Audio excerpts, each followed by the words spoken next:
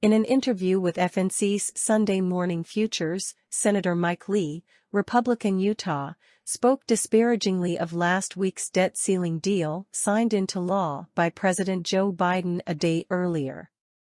According to the Utah lawmaker, Republicans got played by the Biden administration. "I'm still not persuaded at all," Lee said. "Look, at the end of the day, this process has failed time and time again for decades to control deficit spending.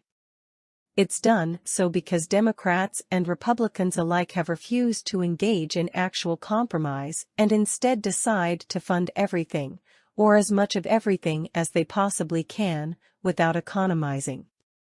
Nobody in the world gets to do this. A family can't do this. And a business can't do this. And, if they did, they'd be in trouble. So, instead, they just agreed to fund each other's priorities. And this has resulted in the accumulation of a $32 trillion debt. As a result of this deal that they passed this week, over my strong objection, they're going to perpetuate that problem. They're going to add probably about $4 trillion to the debt over the next year and a half. Could be more than that.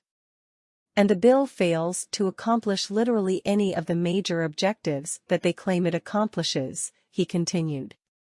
Notwithstanding that, a lot of Republicans voted for it, but significantly, more Democrats voted for it in the House than Republicans. And more Democrats voted for it in the Senate than Republicans. That tells you about something.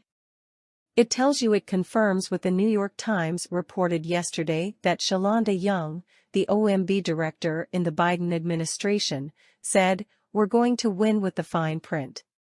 She played Republicans here. And they're still claiming victory. This is not a victory. This is capitulation.